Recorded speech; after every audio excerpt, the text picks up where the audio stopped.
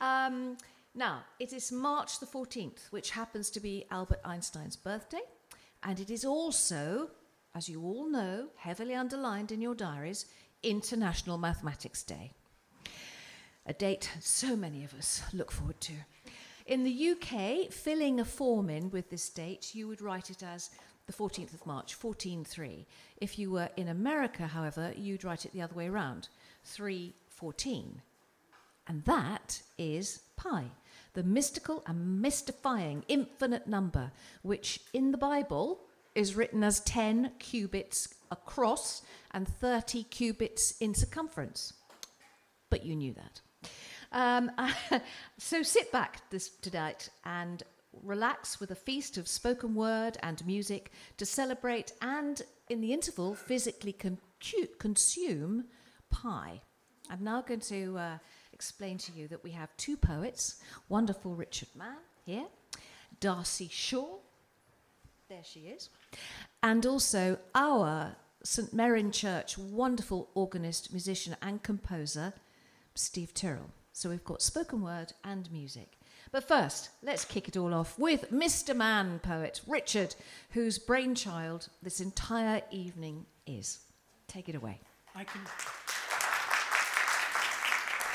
tell you there is one person who is going to be absolutely overjoyed that this is the last day of 3 months, because I have been going on and writing and preparing for 3 months, and I'm terribly excited that you're all here. Good evening, and I'm afraid to say I am a maths nerd, a complete maths nerd, but it could be the fact that my birthday is the 26th of January 1951. First fact, 1951 is a prime number. Not many of you know that. And secondly, if you take 51 and you square it, it comes to 2,601, 2601, which happens to be my birthday and month. Isn't that weird? Okay, so I'm starting off with a mathematical nightmare. It's called Agrippnia cum mathematica. Because the old mathematicians used to write everything in Latin, I'm following suit. So Agrippnia cum mathematica means basically you can't sleep because you're into mathematics. And Voltaire described calculus as the art of numbering and measuring exactly a thing whose existence cannot be conceived. That is basically what maths is all about. And this poem was stimulated by accusations of plagiarism by both Sir Isaac Newton and Gottfried Wilhelm Leibniz. They both accused each other of nicking their stuff. At 2 a.m, pitch dark, wide awake and feeling rough. Too much coffee, counting sheep is not in reality enough, turning pillow cool and lying here with serious vexation, eyes primed for elucidation, trying to find the solution to quadratic equations of conic sections interspersed with calculations using either Newton's notations of fluxions and fluents or Leibniz's integration and differentiation without a pen. When, with both x and y being squared, gyrating circles swirl around about each other for yet another unknown fraction of an hour, somehow I introduce z to the binary power. How do you do? There appears this floating sphere intersected by sets of curvaceous planes again and again, and then a pang of cramp, contorting pain. I stretch and stamp, oh, for some light relief. So back to bed. In brief, and over time, I stoically yearn to reach an understanding of the fourth dimension on the Mementi Mori program. For one day, like them, I will be dead, off this page and off my head. If positive is good and nothing is right, what remains? What's left? Imaginary numbers. How complex is the concept that they are the roots of all evil, with no real value but worth a thought. Sans sleep, a sigh. Sans sight, one deep breath.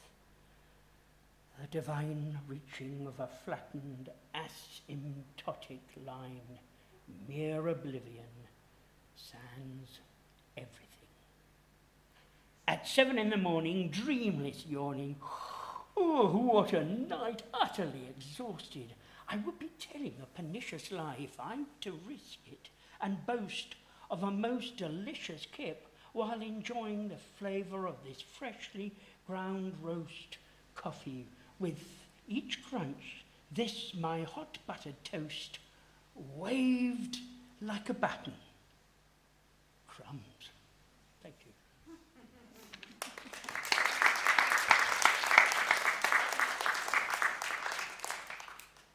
This poem is called On Growing Up. If, for friend, I were to lose my glasses, my literary world would come to an end. There would be no future, no past, no writing, no reading, no poetry or prose. I still could glance at a solitary cloud or a rabbit among some daffodils at 1,000 paces, if I chose. The failure of my hearing aids, on the other hand, or my failure to wear them, generally drives my loved ones around the bend, though I can hear perfectly when fully charged, or when I want to.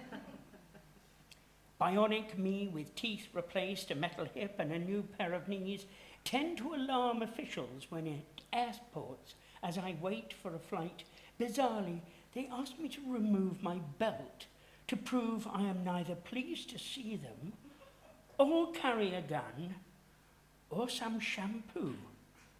Mind you, I can still bite. I have some difficulty in remembering the names of people I've encountered or taught, or where I put my wallet or my keys. Whereas someone I pass or wait behind in queues, I bet I can identify when and where we previously met by recognizing their face. But what about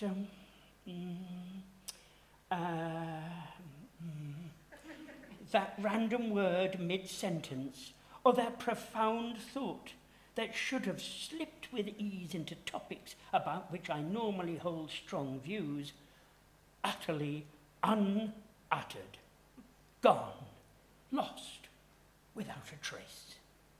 The recollection of those buried ancient treasures often burst into the here and now, awake in the darkness sometime around about 4 by the sudden realization where I had safely put those things. Well, that's the last place I would have looked.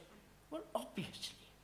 Or, with the clarity of a newborn dream, I opened the drawer of the cranial filing cabinet where all abstractions are stored. Failing that, send Perkins, the wrinkled office clerk, shuffling down the hall to archives in the basement so that he could rummage in the dark and there recall before I could compose this reflection on slowing down. Thank you.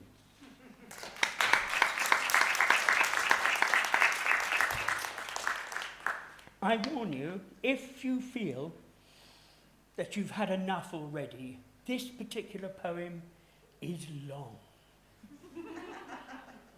Because it is the primes of my life. And we are just about to start. My first memory happened at 2 from my cot, standing very little to remember, but all the same, out of the window, someone French, though I can't quite recall her name, was walking with another hand in hand around the pond and out of the gate. On reflection, I presume it was our au pair being taken by a local lad out on a date. The passing of 3 brought thought and increasing geographic freedom hitherto unknown, with members of the bitter cold, my father skiing on the lawn, my brothers, and snowballs thrown, believing implicitly in the very existence of Santa Claus, but not as yet aware of mortal sin. Later, my sister and I took crosses attaching hardboard Jesuses, I with raffia and she with pins. I had a nightmare at 5, so ghastly, the dark, and they had come to get me. And in the light of day at breakfast, Dad stood up and took me outside and held me gently by the hand and explained the subtleties and intricacies of managing the necessity of dreamland flight. So from there on in and henceforth, I could challenge and defeat the demons of the night.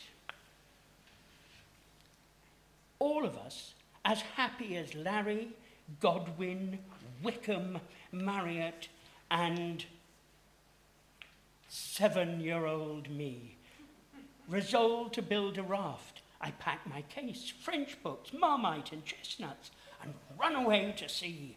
On departure, each pulled out, alone with school cap and a plan half-baked and quite harebrained. En passant in her car, Miss Bradshaw took me back. I wasn't homesick or sad, so I was caned.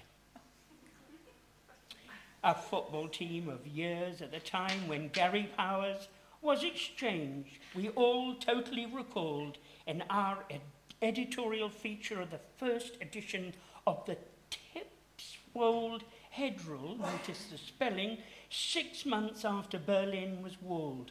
We published, including an advert by Baden Fuller, promised to mend your pen for a ration suite, and rented out for a humbug. Cutting-edge journalism here, we media magnates, the envy of the street. At an unlucky age, I was good at science, better than the gas board, or so it seemed. Yes.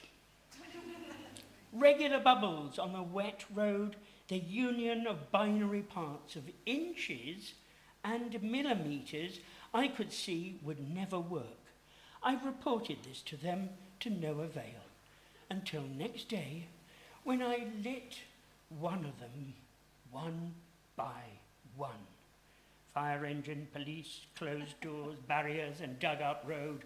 No fear or shame of what I had done. 4 years later,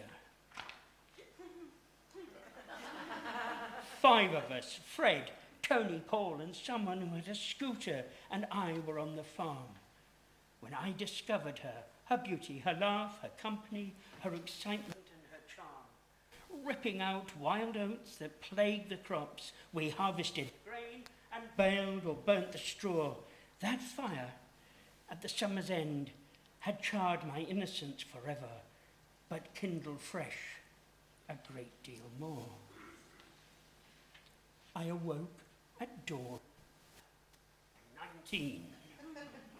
A dishevelled bed, dry and dusty, rondarble brown and water butt, a gulp of lukewarm water to quench the night, whispering, Nino Funa Hamba. I left the hut, blind searing heat, a dog barking. With nowhere to rush to, I took refuge to Kip on a deserted train. Discreetly, I closed the door on the other passenger, a decrepit lion with tattered, tangled mane. Well, now half my life between then and 23, my final year, I met my future joyous complexity. Quite simply, she was ontologically the material and ideal justification for the existence of me. Sensual dance, close harmony, humour, and weep-worthy laughter, and that afterglow of desire, a shared love for performance, poetry, words, wine, walking, and the endearing warmth of fire. Saturn's orbit of the sun complete. Yes. Saturn's orbit takes 29 years for the sun, for the Saturn to orbit around Earth. So there we are.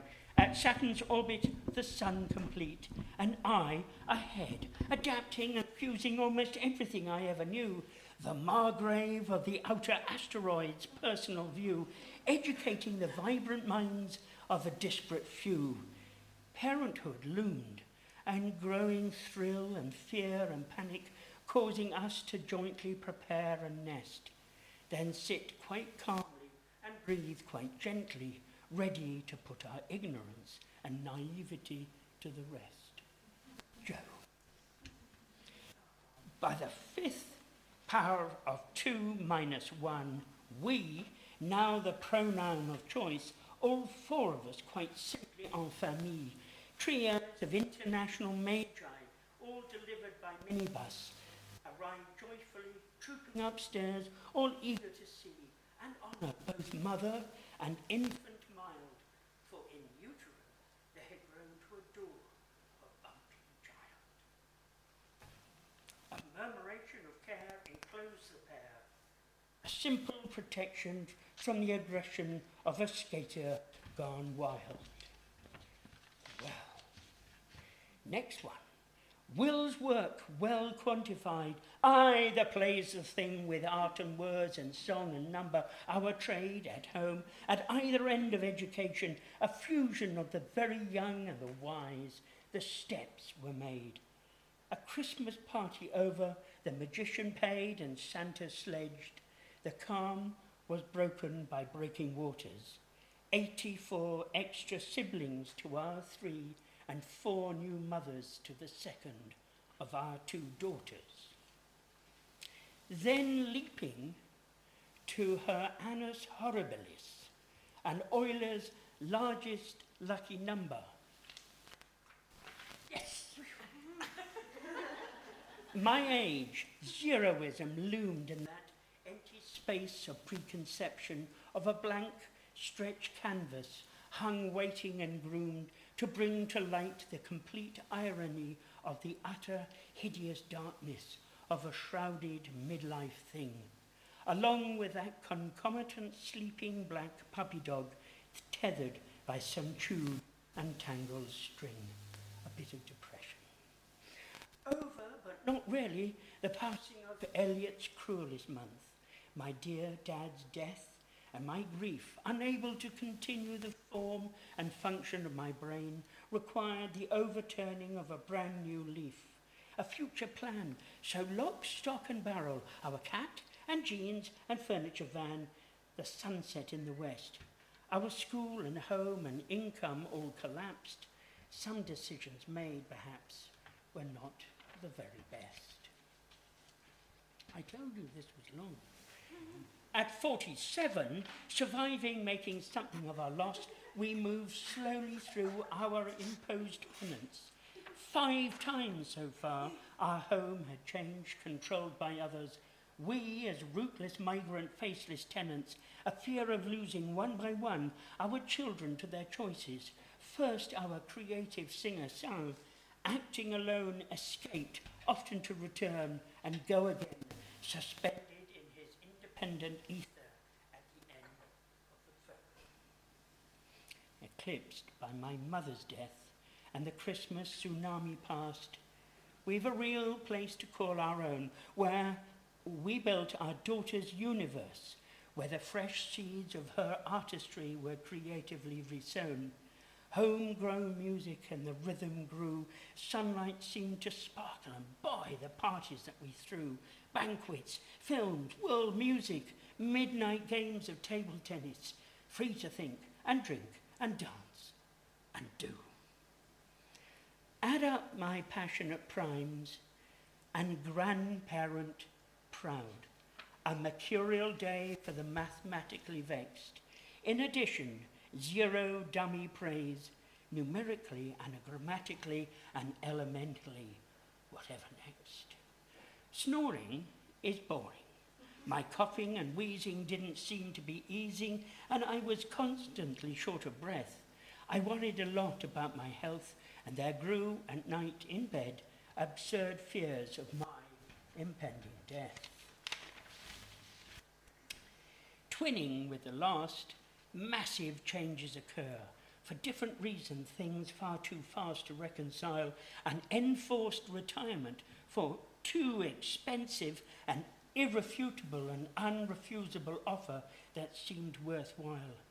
Meanwhile, my teens and adult life, defined in smoke and cloaked and choked by that hideous addiction, stubbed out with brown-stained fingers and replaced the lingering bitterness by chemical eviction.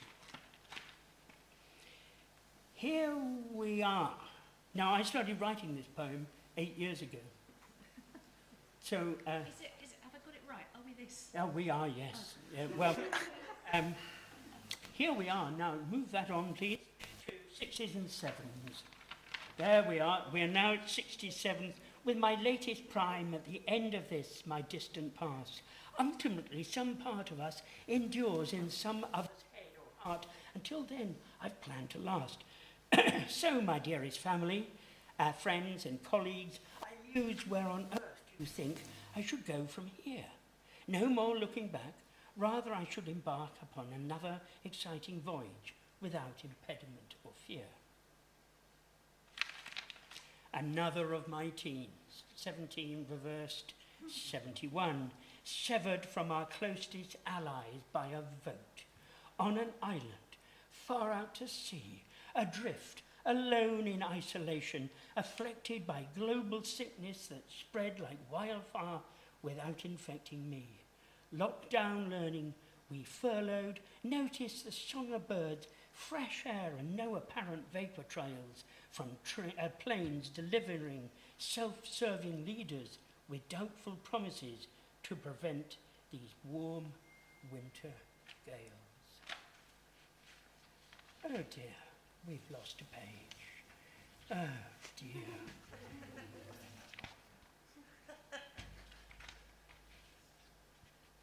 Oh dear, I've lost a page, the most crucial page.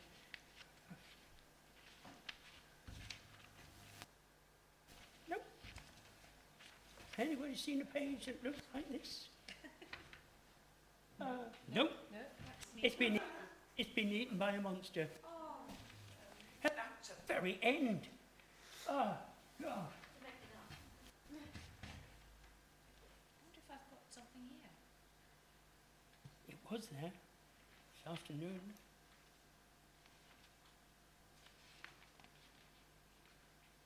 Nope. No. Nope. Okay. Basically, it was 73. We were now looking after the whole family. We had 4 generations in the house, and we were doing it with dedication and love and affection, and I've forgotten the end of the rhyming lines, but you'll have to cope with it. And then it comes up to 75. My age now. But 75 is not a prime number. We have to wait for another 4 years, 79. But that is not the end. Let's turn the page. Yes. It's the difficult job I've ever done. Okay, so instead of going 83, 89, 90, 97 is the 25th prime number before you hit 100. And I didn't tell you about when we get to 97, that is an EMERB. You might say, what the hell is an EMERB? What is an An EMERB is a prime number backwards. If you look at it, 97 is an EMERB of 79. I talked about my teenage years reversed. 17 is reversed to 71. So they are EMERBs of each other. And the only other EMERB that I can talk about is 73, which was last 2 years ago, which was my 21st prime number.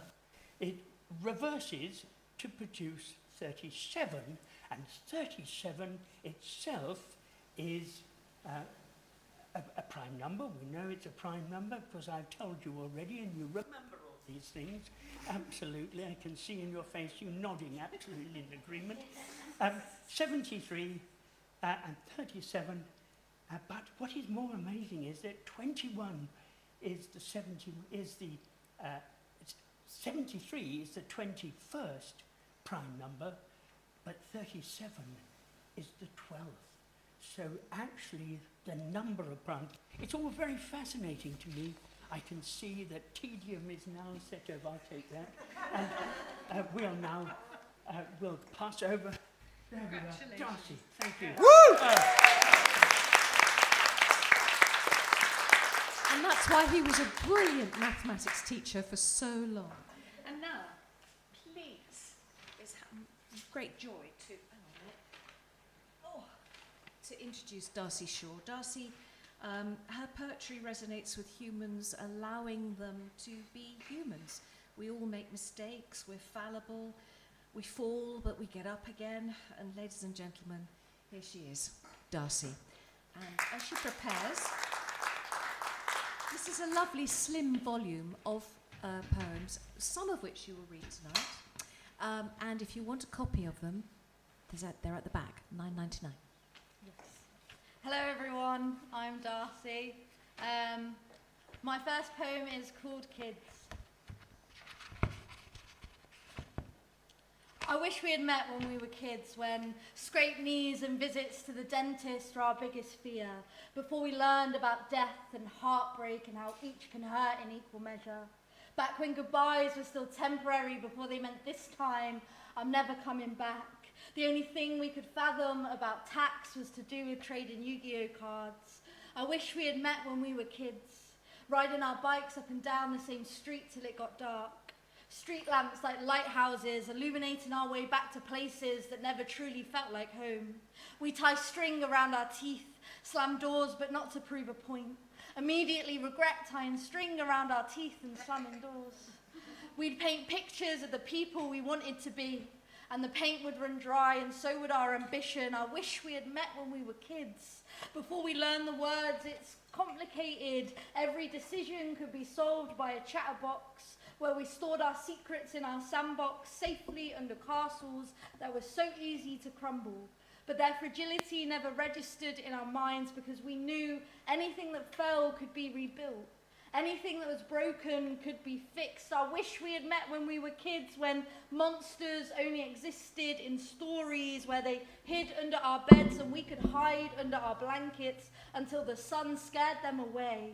We'd making daisy chains where flower stems could hold the weight of the world. Pinky promises held the strength of a constitution, an unbreakable bond. We could build pillow forts and dream of our future before the parameters of adulthood confined us to our limitations.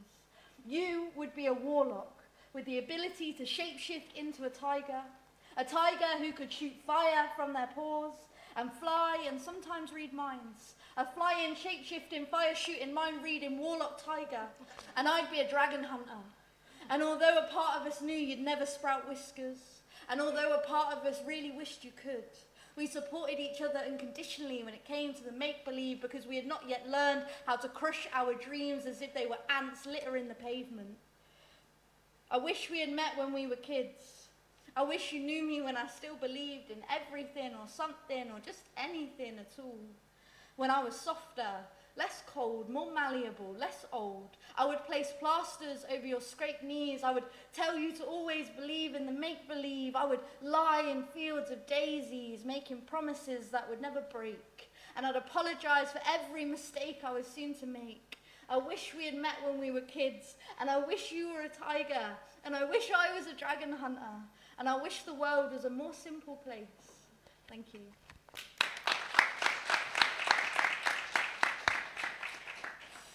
So this next one's called Ghost. I wrote this in 2023, and this is the first poem I ever performed at open mic night. So, a bit of trivia, a bit of Darcy Shaw trivia for you. Okay, Ghost. I think I may have written my own eulogy, And this is not a cry for help, so please do not look at me with eyes filled with pity. I don't know if I did it accidentally or on purpose, but every day I add a new line to my obituary. And it is impossibly hard to try and quantify the memory of someone who never really knew who they were in the first place.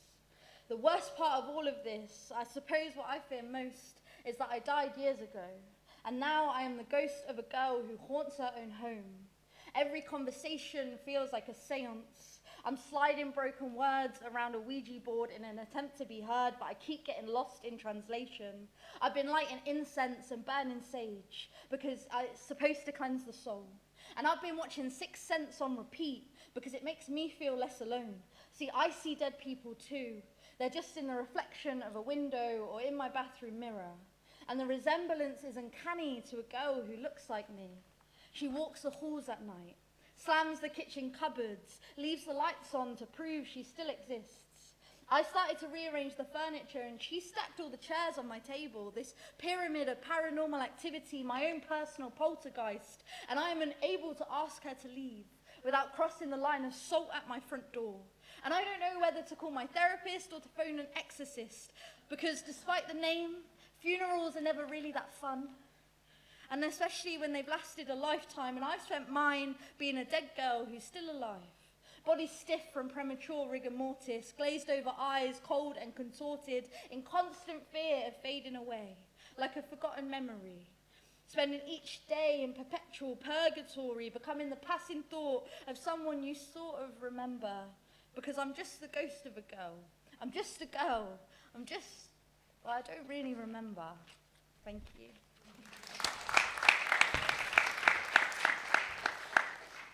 Okay, this one's called An Ode to City Centre Pigeons, and I don't want to alarm anyone, but last time I performed this one, a flurry of pigeons swarmed at the window, so I am also the pigeon whisperer. So if you hear a coo, then they know. An ode to the pigeons I watch in my city centre to feel less alone. Please accept this love letter as an apology for the mistreatment you have endured. Throughout the history of humanity, you reside as a symbol of true human nature. I can lend you my sympathy, I can offer you my empathy. I too know how it feels to be abandoned by your maker, to be changed, moulded, carved out into a shell of your former self. Taught how to serve, taught how to be useful rather than how to survive. In a cruel world where your worth is measured by your ability to provide. We took you into our homes, we placed you under our wing. That might be a poor choice of words, but we made you believe you're important to us. We gave you a purpose, showed you what it meant to be loved, then we cast you out, defined you as useless, vermin that now litter our streets. We discarded you like trash that you have now learned to build your homes from nests formed of crisp packets, a Stella Artois can sanctuary, cigarette butts and twigs, no place to raise a family. As you sit in the city centre, watching the world carry on, trying so hard to grasp your new reality, to understand a concept that's so easy to unravel. Doves serve as a symbol of peace, immortalized in paintings, set free as a metaphor for hope, magic for magicians. Crows are the personification of murder. Their unsettling nature, captured on film screens. You see, a bad reputation is better than never being remembered.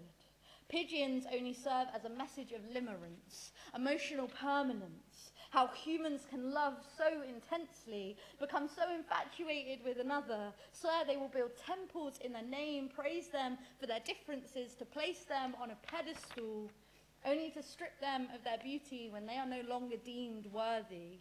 But hear me when I say this, I love you, city centre pigeons. Your feathers are a gradient of independence. You are a free spirit.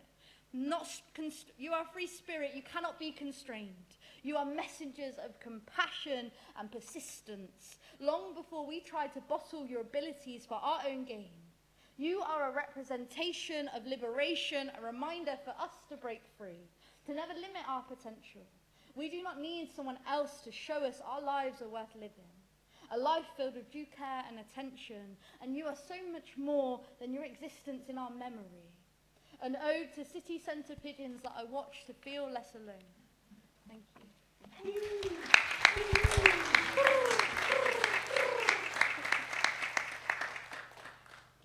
this one's called Lungs. I waited on the pavement of your silence. Your eyes were traffic lights, flickering green, willing me to go. I ran to you, arms wide open, but your lips seeped a warning disguised in red, and your words hit me like a freight train I failed to see, each syllable breaking my bones on impact. I would have turned myself crazy in the hopes Apollo would take pity on me, gifting me with prophecies so I could have saved you. I tried to kill myself, you said. These were my own words, which did not fit right in your mouth, a script I had rehearsed and lines you should never have delivered. I wanted to leave this world more times than I can count, and next time I fold myself into an origami swan of self-harm and suicide, they will need to invent a new number. You have wanted to leave this world so many times you have lost count, but I have never willed you more to stay. I tried to kill myself, you said, and these words rang in my ears. I saw the ghost of myself haunting your tears, which puddled above your eyelashes, threatening to fall, like waves crashing against the rocks of your lonely island smile. At last Atlantis drowning in an ocean of tears, to lie on a seabed of broken promises and failed attempts.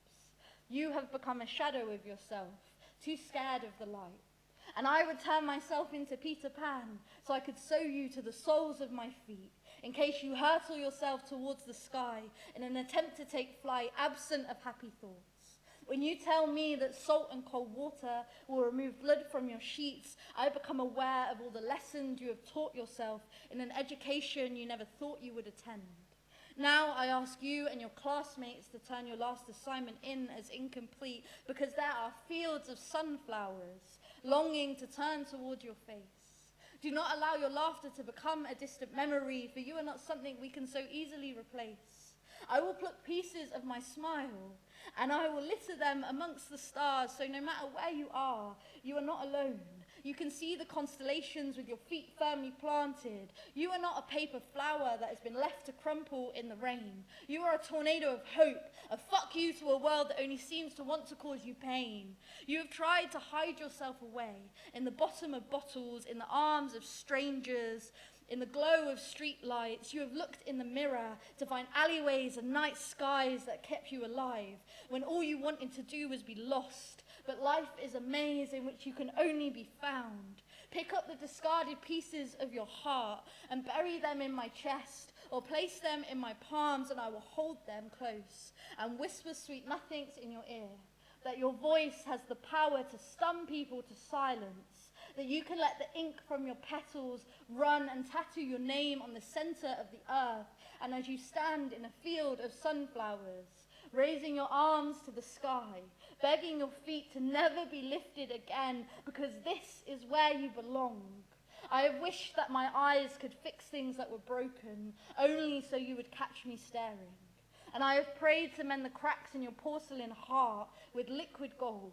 I would have embroidered your veins like silk to stop the happiness in your soul from escaping.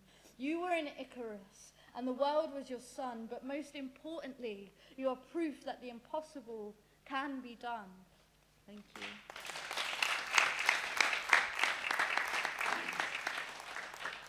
And my final poem is called Gravity, and seeing as it's Einstein's birthday, Albert Einstein wrote once that gravity will not be held responsible for people falling in love. So, there you go. Whereas I've got some words to have with him, because who else can I blame? You know, it's not my fault. So this one's about love and falling and all those lovely things. When two people fall in love, they do so at the same time, at the same pace. They either fall forever, or one day they just stop.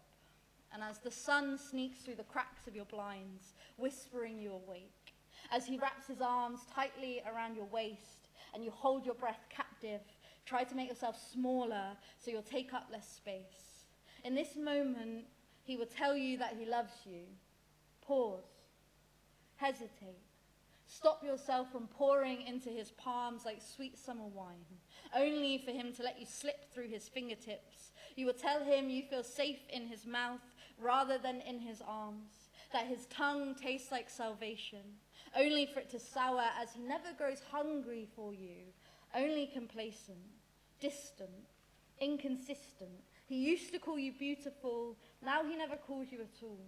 And when he tells you he loves you, do not let your face break into a smile, only for it to shatter like glass when he tells you he never meant a word of it anyway. You will swallow the shards of your pride, only for them to claw their way back up your throat, to spill in your lap, drowning your confidence as you tell him, "That's okay." You may not have been his first choice. You were just happy to be somewhere on his list. When he tells you he loves you, only for him to build his home in the eyes of another girl, and you realize you were only ever a haunted house, abandoned, burnt to the ground, charred embers float like ghosts, as you try to forget the memory of a boy who set your heart alight when he told you that he loved you. This will make you wonder why your eyes are not the colour of eyes boys fall in love with, why yours were not the hands he wanted to hold. You will ask if love is not something for someone like you, because you gave him your all and it wasn't enough. But remember, my love, when two people fall, they either fall forever or one day they stop. And as you tumble so carefree, so effortless, as the wind rattles through your bones, your hair dances on the breeze, as you are no longer jealous of the birds, you will look up and see him stood there, feet firmly planted on the ledge above, but you cannot stop yourself from falling deeper and deeper in love with a boy who told you he loved you. And you will lay there in the glow of the morning sun, his arms wrapped tightly around you, pretending you are the one. And as he tells you he loves you, pause, hesitate, lay your head on his chest and listen to the rise and fall of his breath. Suppress the butterflies that begin to flutter and do not echo a mutter of "I love you too."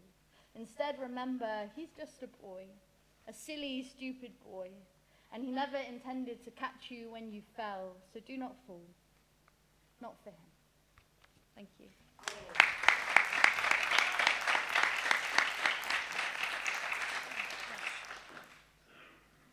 That was wonderful, wonderful, Darcy. Thank you. There's more from her, of course, in the second part of tonight's show. But finishing the first part tonight, we get wonderful music from Steve Tyrrell, who is, as I said earlier, our church organist. We're very lucky to have him here in St Merryn. And he's going to do 3 pieces of music before the interval. And the first one is Prelude and Fugue, a musical cryptogram, I think this has been described as, using the notes B, A, C, and H in minor and major, maybe. I don't know. I don't know what you're talking about. Anyway, here he is. Here's Steve.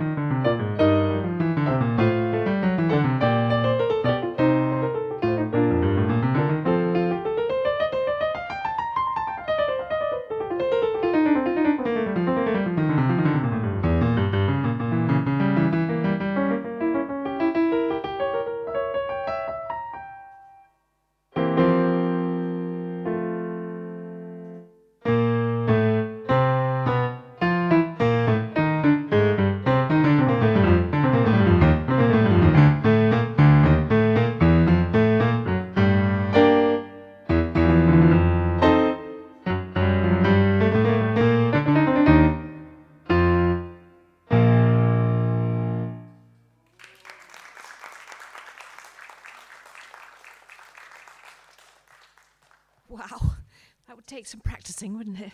And now Steve's going to play Les Barricades Mystérieuses by François Couperin, which apparently has unfolding symmetry and chaos.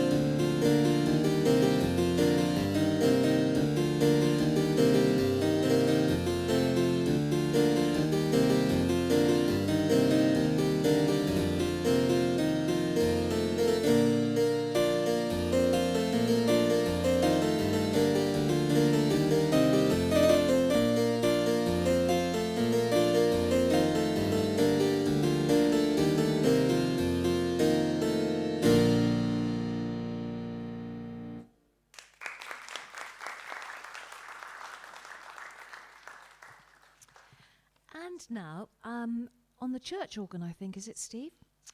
Nice and loud and rousing. The Bach Fantasia in C minor on the church organ.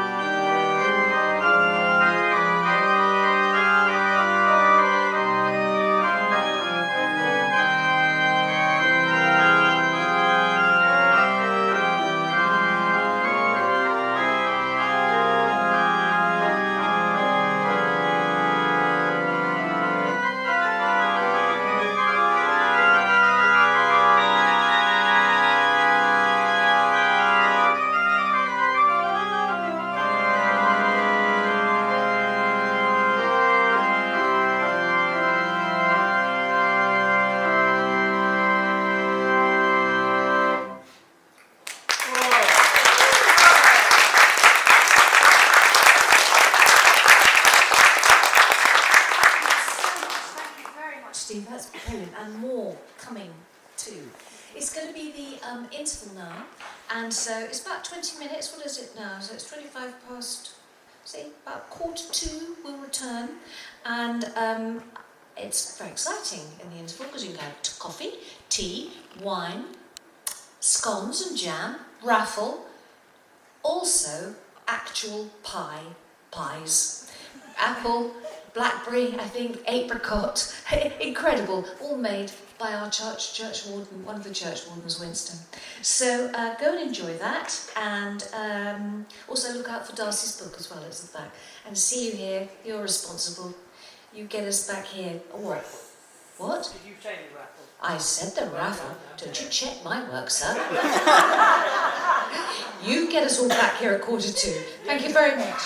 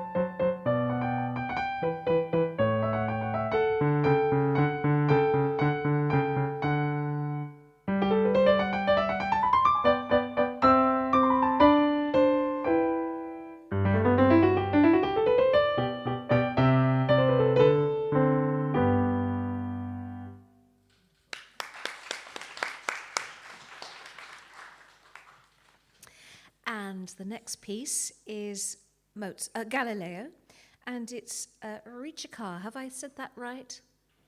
Ish? Enough. Anyway, it's Galileo, originally written for the flute. No, not the flute, the lute, sorry. But this will be on the organ. Piano. Oh, sorry. Piano. I'd written it wrong.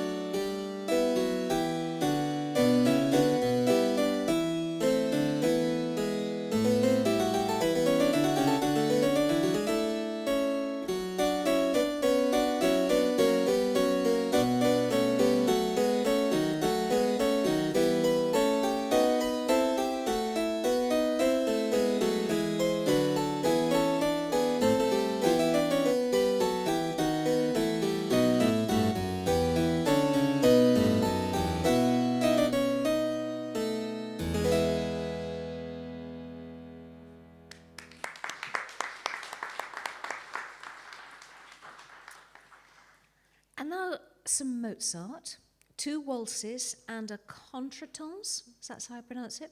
It says here, is this you, Dick? Yeah. Würfelspiel, Das ist Würfelspiel is a game. a game with limited musical variations using 2 dice, 48 quadrillion possible combinations. Yeah, but not tonight. Oh, why did you put it next to that then? So here we are, Steve and some Mozart.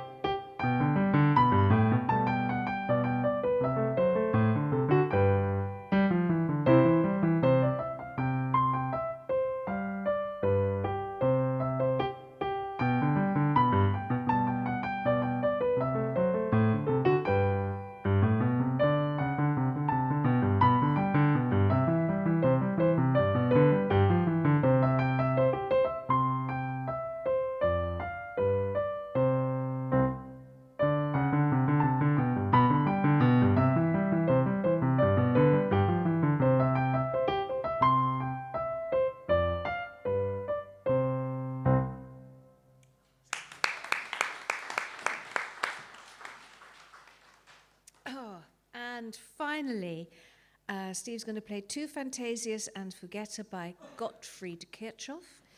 Apparently these were attributed once to Bach, but why should he get all the credit, huh?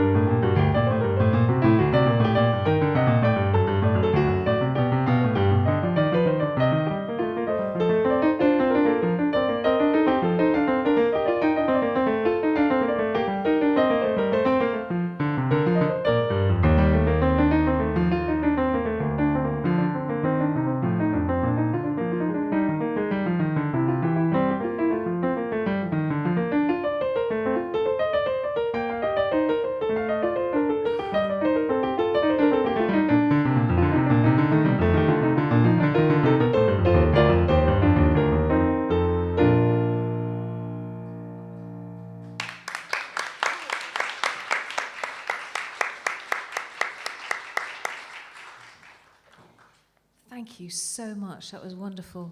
He's here again tomorrow morning for church, if anybody wants to come over. No, it's wonderful. We're very lucky to have you, Steve. Okay, now, Darcy, come and do your second lot. Darcy's got another half a dozen, I think, poems to read. And how glad we are you're here. Thank you. Thank you. Okay. So my first poem of this set is, unfortunately, I'm a hopeless romantic that is caught in a time of situationships. I'm not sure how many of you can relate to the abyss that is dating apps and trying to find a real connection in this day and age. But this one's called Kinda Love, which I wrote out of a frustration of being stuck in this endless cycle of downloading Tinder, deleting Tinder, trying Bumble, downloading, deleting Bumble, trying a different one, and just endlessly giving up with it. I'm a hopeless romantic kind of love. Stop for a minute and really breathe you in kind of love. I learn everything about you kind of love. I try to play your favourite song on the violin kind of love. Even though I'm not that musically inclined, and I tried to learn the cello in year 5, but the woman who taught me made me cry, so I quit. But I'd make your favourite lyrics hum kind of love. I read your favourite book back to front kind of love, buy every copy of it and store it on my bookshelf in secret kind of love. Learn to bake your dream birthday cake and stay up till midnight to cut you a slice kind of love. And experiment with that freaky position that you like kind of love. Because I know how important yoga is to your mental and spiritual, so get your minds out the gutter kind of love. I tell you everything that happened in my day kind of love, but stopping myself from blowing up your phone like some sort of emotionally inept terrorist because I know you won't reply anyway kind of love. See, I love loudly and proudly, and I fall easily and probably should stumble more hesitantly around love. But when it comes to you, there's no end to my desire. You carelessly lit a fire under me, and it makes me really, really, really, really want to hold your hand or draw our initials in the sand with hearts around it and tell my friends about you every time I'm drunk and then tell them again when I'm sober. But you see, you're a like my Instagram story but leave me undelivered for 3 days kind of love. A call me lovely and then disappear kind of love. A come here but not too quickly kind of love. A multiple choice kind of love. I've matched with you on 3 different dating apps now. 3! Why do you keep liking me? I know I keep liking you too, but I'm a little clinically crazy when it comes to love kind of love, and you're a I'm just doing it because I'm bored kind of love. And I thought maybe that we'd kind of learn to kind of love each other in the same way. A cigarettes and coffee kind of love. A wake up in the morning with bed hair, roll over and laugh kind of love. It's been a long day, so let's order a Chinese kind of love. You've played the same song on repeat kind of love, Tennessee whiskey kind of love. I don't think you know how much this means to me kind of love. I'll never leave kind of love. And when I say kind of love, it means that I've never met someone like you before. I mean, I think this is so rare that I'm going to keep hold of you like a precious stone or a unique bug, and I'll keep you in a jar on my mantelpiece so I can admire you every day and think how lucky I ever was to meet you and call you mine kind of love. But I think I stopped myself from loving you because you didn't want to kind of love me. And you know what? That kind of sucks. Thank you.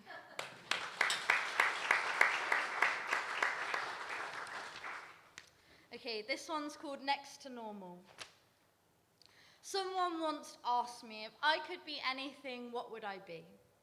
And apparently dead was not the right answer, but I use humour as a coping mechanism for when I don't know what to say. Because I'd rather shy away than allow anyone to break down my barriers.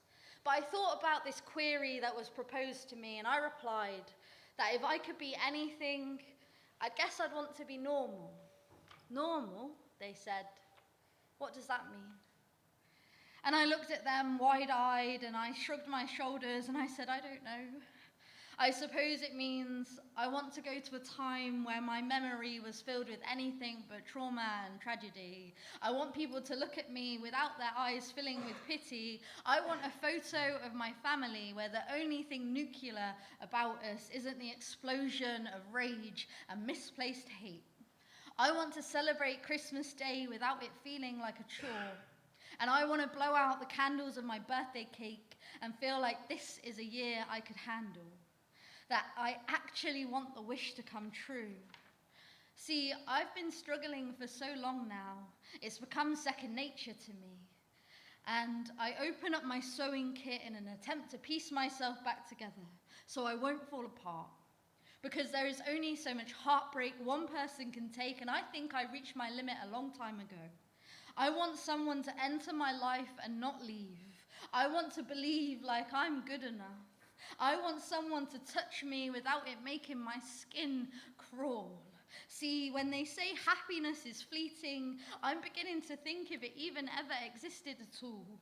I just want to feel like anything else, but everything I feel is so extreme, and I'm so tired of trying to work out what everyone else means, because I'm barely coping, but I'm hoping it will get better. But I want to return myself to sender like one final letter that is filled with my farewell, so I guess when I tell you that I'm doing okay, what I mean to say is I'm barely eating one meal a day, and getting out of bed feels like I'm clawing out of my own grave. And the only friends I seem to have are drink and drugs, and I'm struggling to comprehend if I'll ever see the light at the end of the tunnel again. And the thought of my family planning my funeral just drives me insane. So when you ask me what I want to be, I won't say normal. Instead, I'll make some silly joke and you'll laugh and I'll smile. Because I guess in those moments when I make others happy, just for a while, I can pretend like I am as well. And maybe one day all of this will go away, or maybe it won't, and I'll just learn to live with it. But I'll be here. And you know what? There's not much fun in normality anyway. Thank you.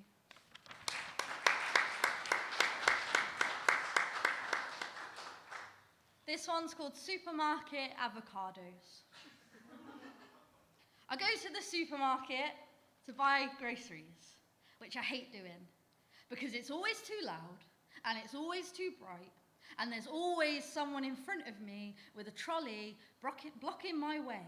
So I have to pretend that I'm looking at something else on the shelf, when really I just want to pick up what I need, get past and get out.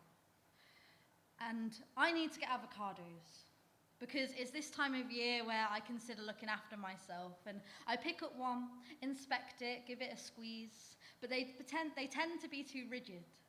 And I start to collect avocados in my basket. I find it hard to choose. I don't want to leave one behind just because it wasn't ripe, because one day it could be perfect. And my abandonment issues are amplified by alone avocados awaiting approval from one plastic basket to another. And I have 23 avocados in my basket. And I can't really afford that in this economy. And I go to self-checkout and I only have avocados, and I just really hate doing my groceries. Thank you.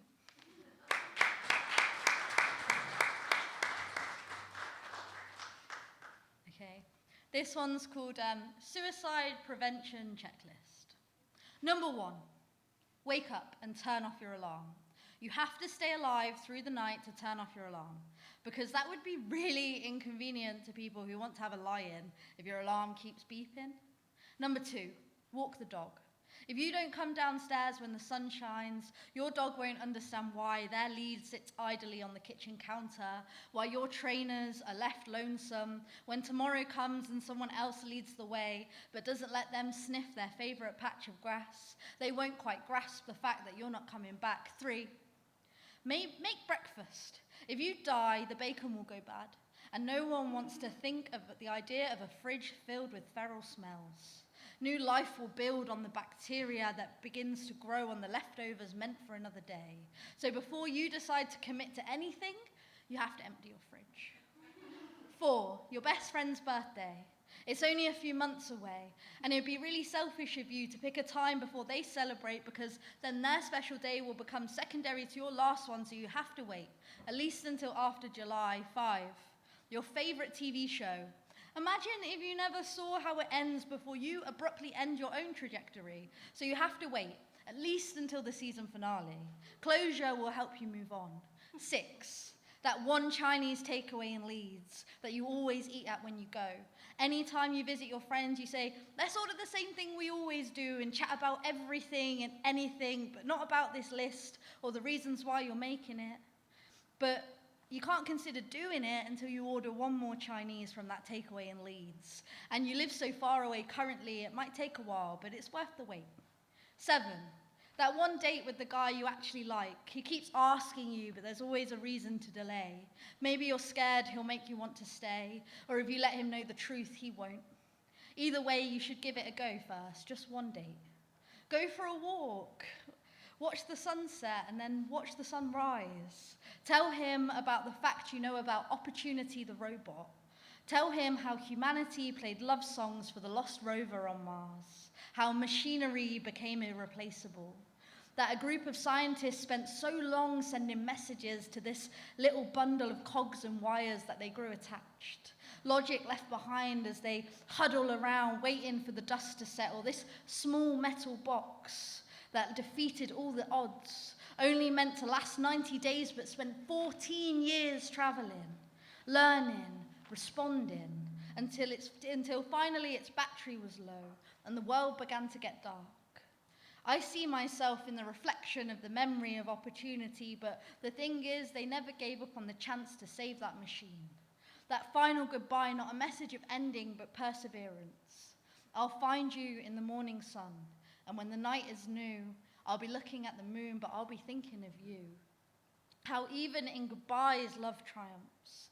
Pray he never reads between the lines of what you're really saying. 8. Wait for the sunflowers to bloom. 9. Learn to bake fucking bread. 10. Call in sick, or better yet, quit. You hate the thought of someone else having to pick up your shift. 11. Have mind-altering, life-changing, exhilarating, death-defying sex. Mainly so they'll hold you afterwards. You always told people you had a fear or dislike for touch, but the truth is you crave it so innately that you fear no one will ever be able to hold you tight enough that you won't feel breakable. 12. Call your therapist.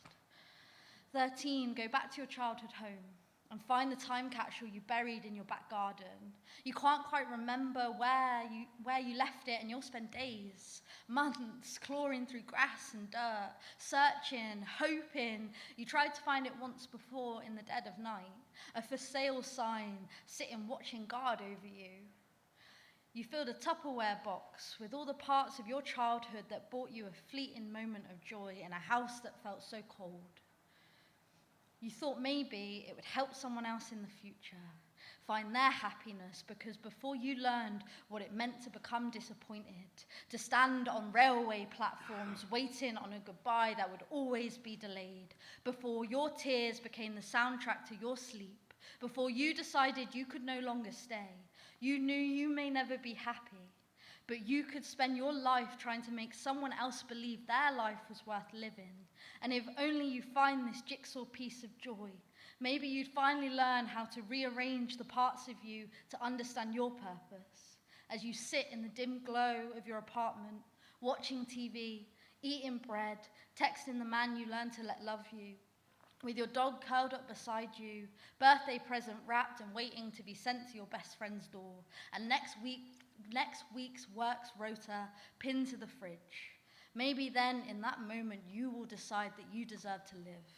14. Repeat this list until you no longer need to. Thank you.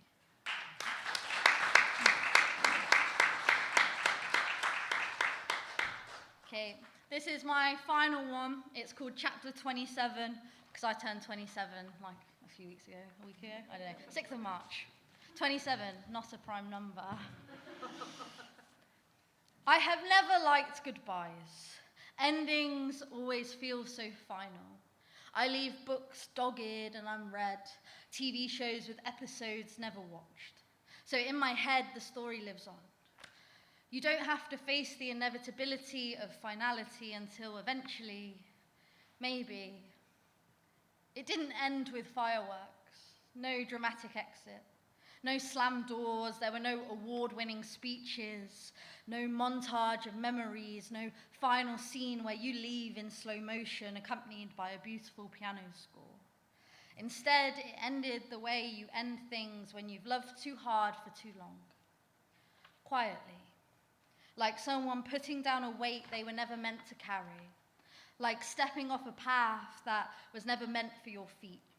Because not all endings come from hate, they come from a tiredness, an exhaustion, the kind that lives inside your bones, beneath your skin, from realizing that you cannot keep bleeding just to prove that you are still alive.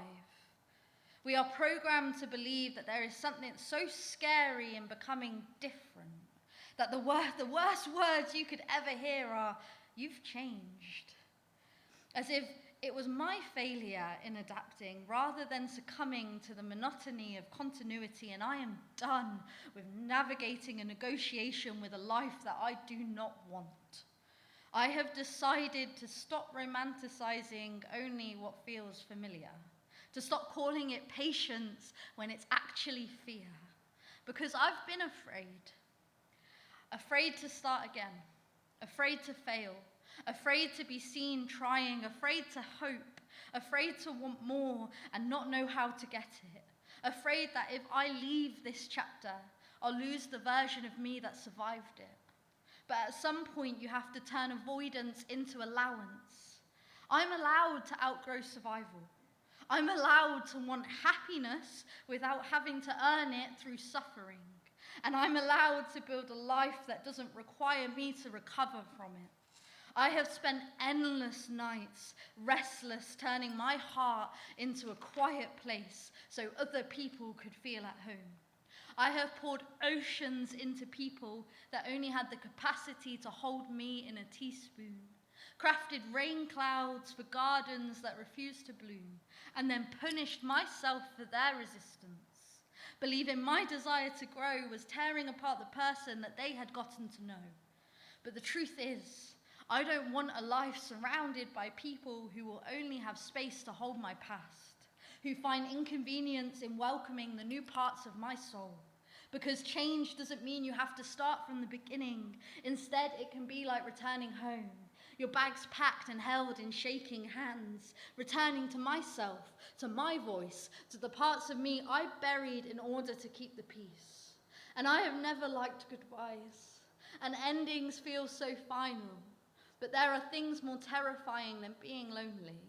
And I'd rather be alone than somewhere I must abandon myself to be loved. So let this end, and let something new begin. And when I walk through the cemetery, the ghosts will no longer recognize me. I will take off my shoes and place them at the door to my dreams. And in this, I will build a life. One where every mirror shows a reflection of a part of me that I learned to love. And in that love, I finished the chapter and I started it over again. Thank you.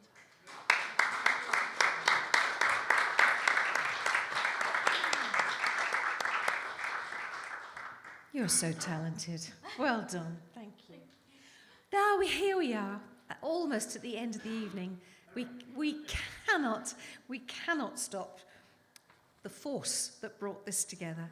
Here he is, Dick Mann.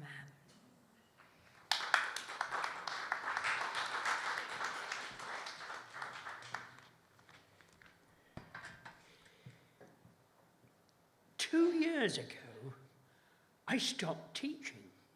53 years of getting up and really enjoying every single minute of the day.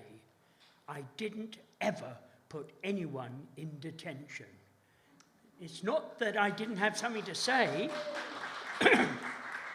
It's just that detention is a sort of cop-out for not having a conversation. Anyway, it's got nothing to do with this except there was a goose at Bodmin where I taught, and because the new regime came, the goose could not exist. And this is called All for Lorna Madden and the Animal Carers. Hail, Frank! We hope you will be happy in your new and peaceful home. 82 generations ago, the sacred geese of Juno at the Battle of Aelia, your ancestors, supersonically, were the saviors of Rome. Such a racket they made, and you are equally no failure. On hearing the enemy, they woke noisily, both sleeping and the dead. And you, following the tradition, are very much in keeping when unfed. Honking, hissing, whistling, cackling, bark, and squawk. We could very much be mistaken in believing that you could talk. So farewell once again to you and all your messy girls. Your absence is definitely measurable in negative decibels.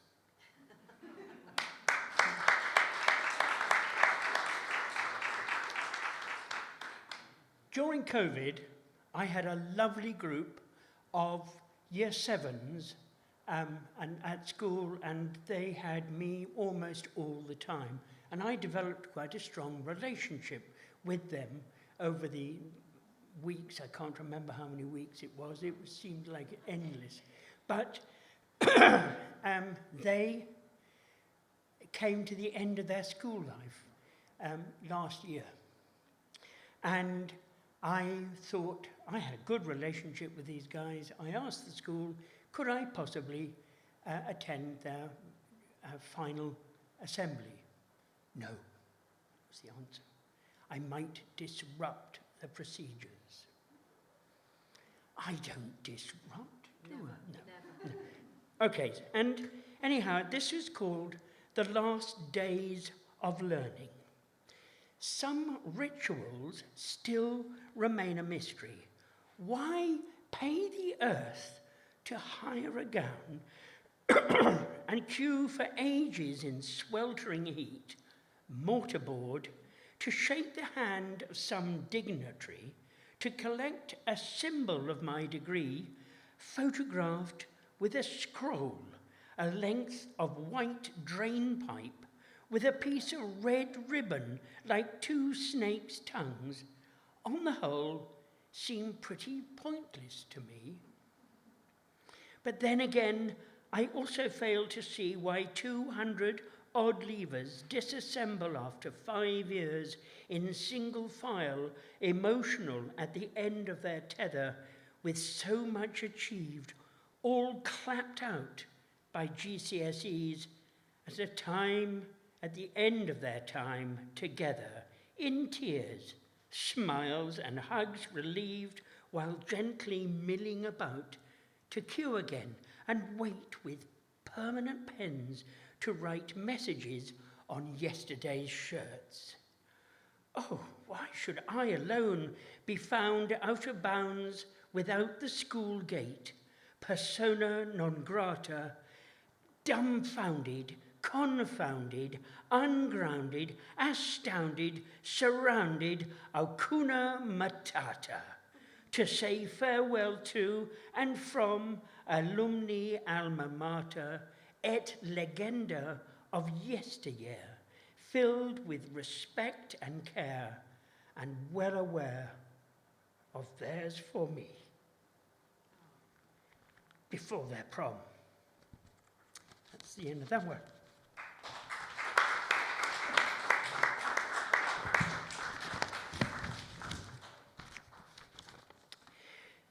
There are 5 F's: flight, fight, freeze, fawn, and flop. These are attack, response, defense strategies. Meow, per ardua ad astra.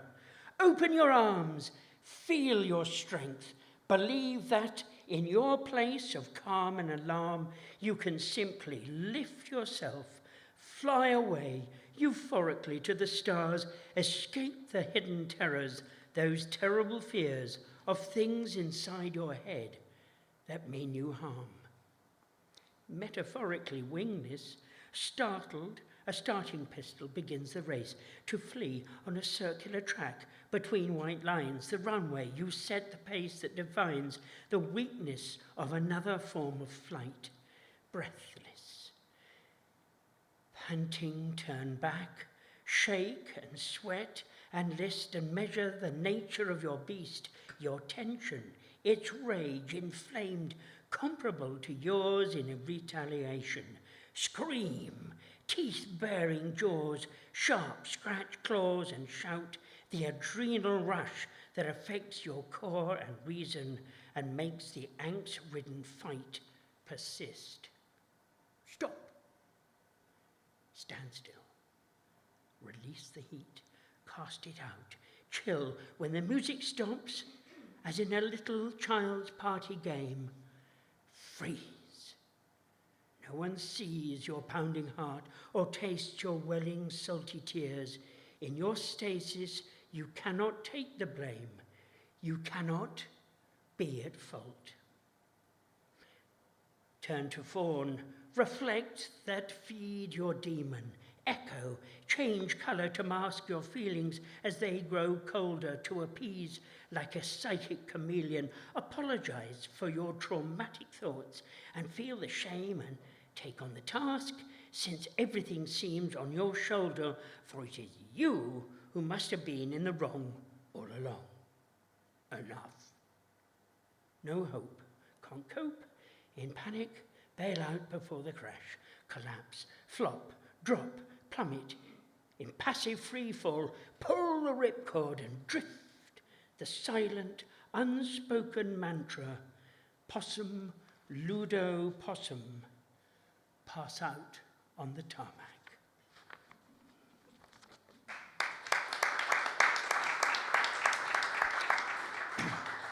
The next few have a certain political slant. Sorry about that. And if anybody remembers from their school days Byron's The Destruction of Sennacherib, this is called, and this is based on what happened in Palestine, in Gaza. The destruction of fresh watermelons.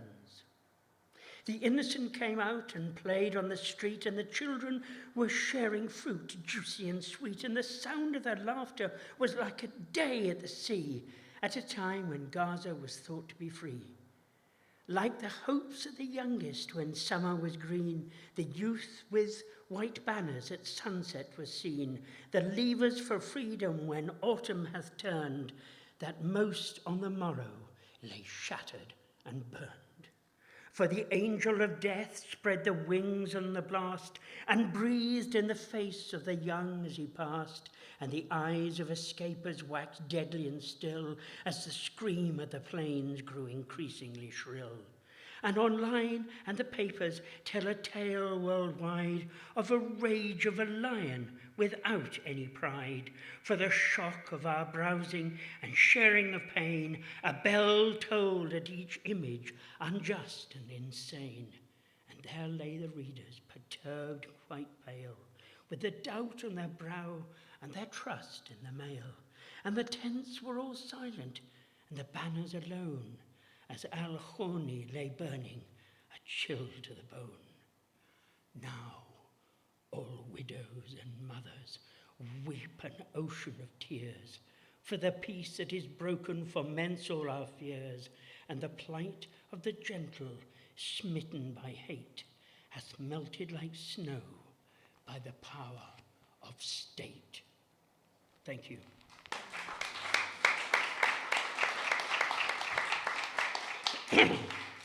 I started off the next one thinking I'm going to write a sonnet. I did this quite recently, but the person about whom I wrote this sonnet did not deserve a sonnet to be written about him, so this is called Not a Sonnet. In a puff of fetid wind, an uttered gaffe of mere stupidity really shatters the sanity of the United States of dementia. It's always him that matters.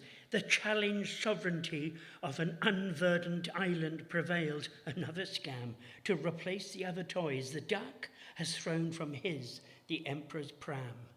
Terrified allies and neighbors threatened Iran and invading Venezuela, makes his desire to make America great again a questionable failure. He smugly states his interventions have directly caused 8 wars to cease, regardless of whether there was any resultant mutual and long-lasting peace. The chilling arrests and united riots in Minnesota, ice-cold whoppers and lies, makes it so risible. When he wrote to Santa, he deserved a Nobel Prize.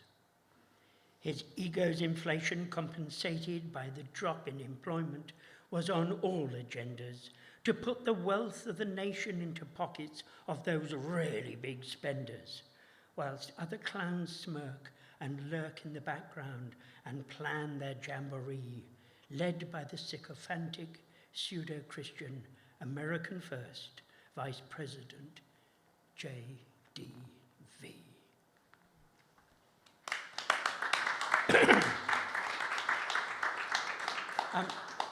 Joe, can I possibly have that? Can you hang it on something close to? Now, there ain't many poets who bring their dressing gowns in, but there we are. I'm going to hang it just here. Oh, we need it that way round so we can see the... Right. This is called On What to Wear.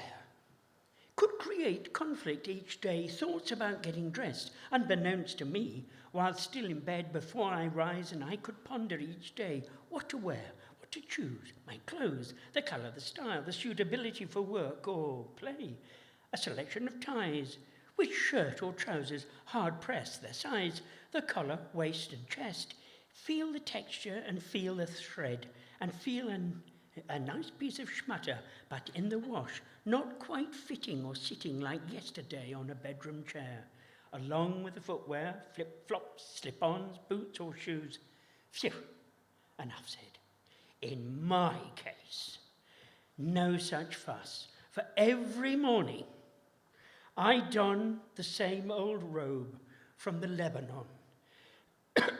Before I pee and make the tea, and for the sake of decency, a full-length woolen shirt, a khami, a jalaba, kaftan, thobe, for warmth and modesty.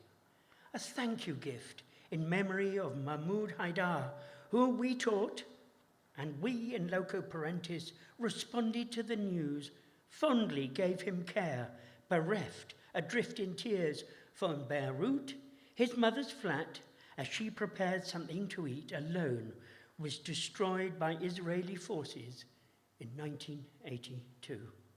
Someone else's war, hard-pressed, unprepared and unprovoked and unaware, another innocent sat, fatigued, hungry and half-dressed, another conflict created, nothing else to wear, all worn out with nothing else to choose, like yesterday on a broken chair.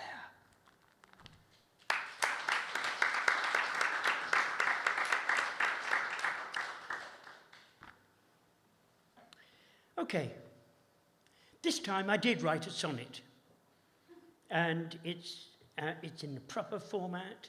It's got the right iambic pentameter, and it's got the rhymes all together, and the syllables are absolutely correct. It's called Nestling. I want to thank my dear mum and dad. As the last, they cared for me with others, the greatest parents a little boy had, my elder sister and 2 big brothers. I love the garden and going for walks, getting muddy alone in the damp wood, or playing Scrabble, having fireside talks, and helping them out whenever I could. I loved my journey through both boarding schools, new friends, new thoughts, and relished being taught. Disordered, breaking ridiculous rules while still cherishing what my innocent bought. Now nestless, even my hatchlings have flown with equal love for their fledglings they've shown.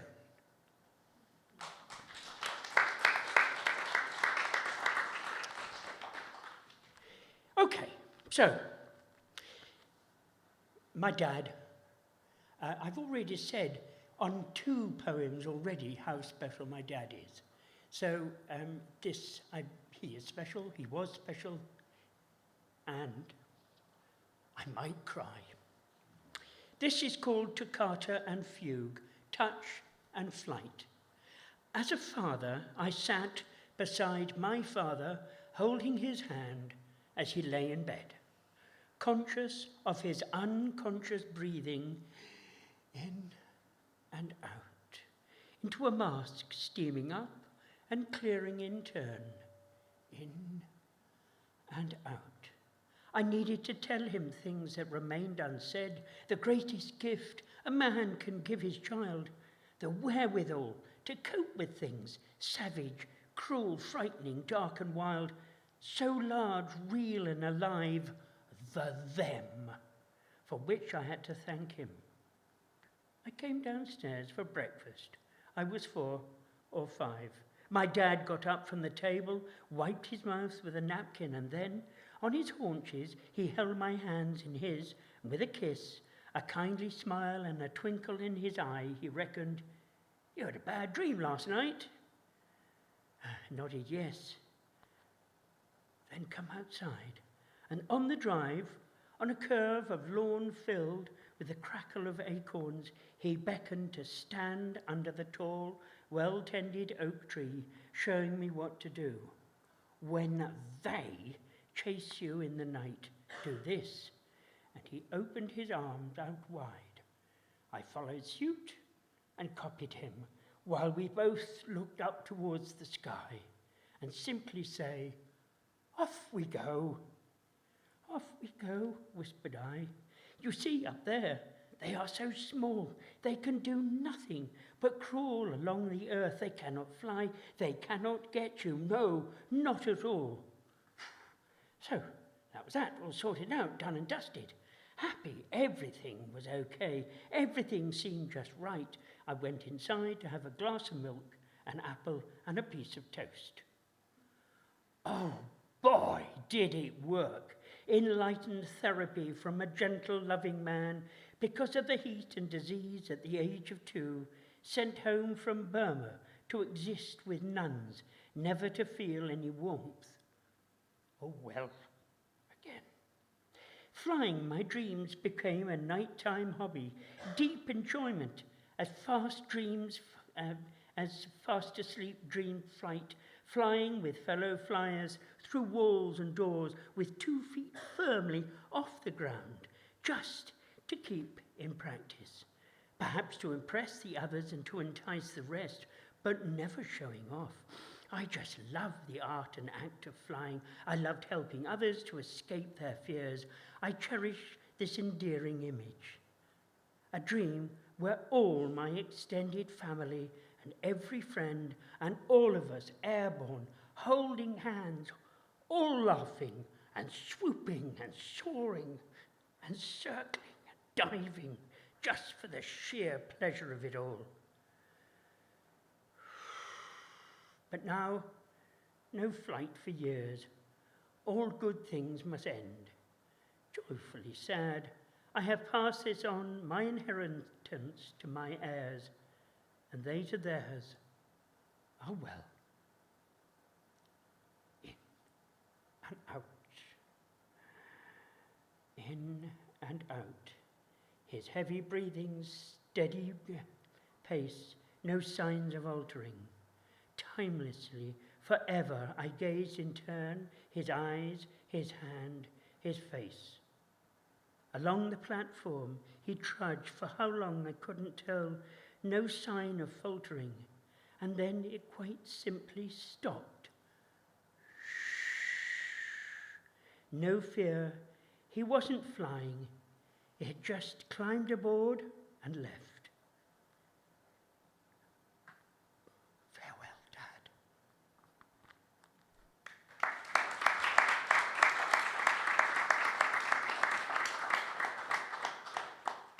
Now, I have been slightly sad, but now I'm going to be incredibly happy because Jan and I and our grandkids and Merryn all went on a holiday to Devon, and we went to a place just above the River Orne.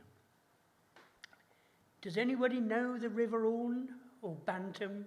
It's a lovely place. Go there sometime. Anyhow, above the River Orne, we passed the swing on the Corsican pine, on level ground, or so it seemed. We made camp and pitched the tent. We drank tea, or was it wine? We gathered sticks and leaves from the woodland floor of ash and oak and beech and sycamore, sweet chestnut and English cherry trees of willow, rowan and hawthorn, and laid the fire for later, with the woodland all about, a protection from the breeze, above the River Orne. A downhill stroll, an effort, so it deemed, to the sea and the Saxon ham built on bent. We drank a beer, then a breathless climb to get back in time, a thirsty draw of water, and a layer of table, and supper called, we ate. And as the pit was lit, with logs hewn and dried, seasoned and supplied, in a distant a crackle of flames and smoke, the bright setting sun shone through the silhouette of trees, trunks, branches, and twigs now black. Ida Fulthark runes, a Viking saga myth of Odin's impalement in his search for wisdom from Yggdrasil, that tree of knowledge, above the River Orne. There we are. Well, it's all but it. Years ago, sorry, I've done a bit of a sniffle there. Would you like a tissue? Yeah, why not? Hang on a moment. Yeah, I'm sure I always have one. Such a wonderful person. Okay. Years ago, Jan was in Hastings Contemporary Dance. And I wrote this poem to a dance that they had actually choreographed. And I want to step away, and even though I wrote it, I want Jan, if she can, to come and run through it. And I'm going to come and sit next to Darcy. Welcome, Jan.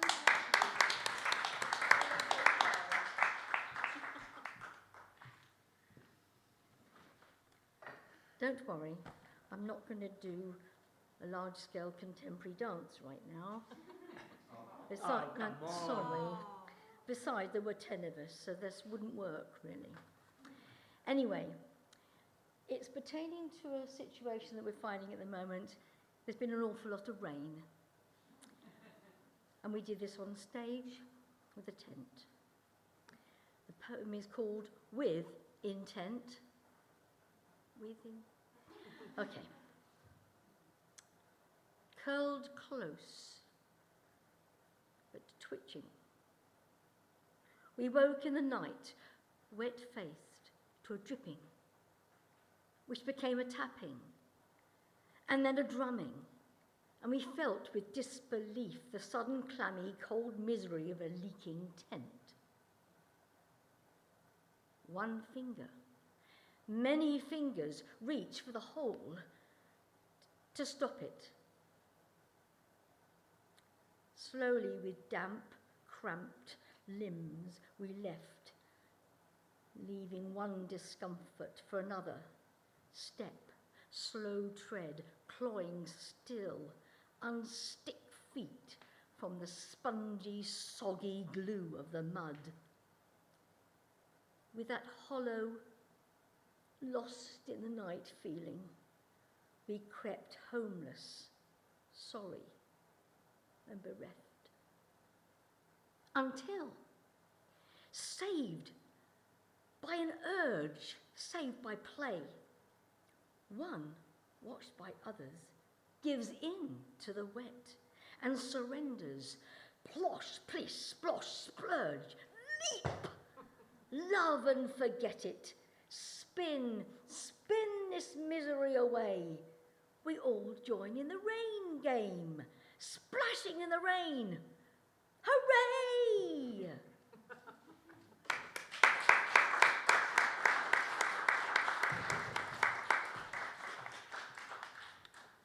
Well, that is sort of the end of my poetry, except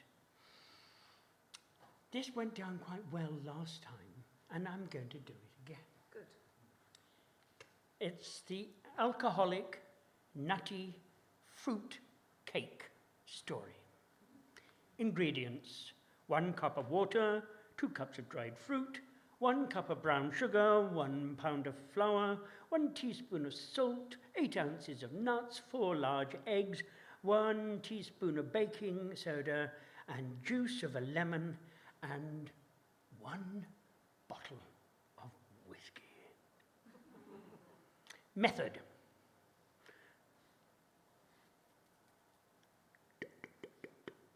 Sample whiskey to check its quality. Take a large bowl, recheck the whiskey to see if it's the highest quality. Fill 1 level cup and drink. Turn on the electric mixer, beat 1 cup of butter in a large fluffy bowl, add 1 teaspoon of sugar and beat again. Make sure the whiskey is still okay. Try another cup. Turn off the mixer, break 2 eggs and add to the bowl and chuck in the dried fruit. Mix on the turner, and if the fried treat gets stuck in the beaters, pry it loose with a screwdriver. Sample the whiskey to check for the tonicity. Next, sift 2 cups of salt or something, who cares? Check the whiskey. Now sift the lemon juice and strain your nuts. Add 1 tablespoon of sugar or something, whatever you can find. Then grease the oven and turn the cake tin thingy through 180 degrees. Don't forget to beat off the turner, throw the bowl out of the window, check the whiskey again, and go to bed. Cheers.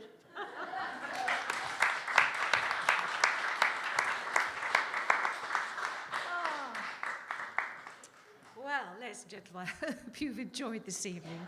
Thank you so much for being here. Our thanks, of course, to Arthur and Joe, who've been doing the sound and the filming. Thank you very much indeed. To Elizabeth and Winston and Francesca and everybody who does everything in the church that you all put together. And Winston, your pie is delish. Thank you. To Jan, of course, for putting up with Dick for how many years? 50 years. 50 years. Poor woman. To Steve, of course, thank you so much for playing so beautifully. And Darcy, too. It was wonderful, absolutely wonderful. And to Richard himself, Richard Mann, the poet, Dick Mann. And as Euripides didn't say before he died, I have done my share, it's time to go, I'm off to bed, so tally-ho. Thank you. My pleasure.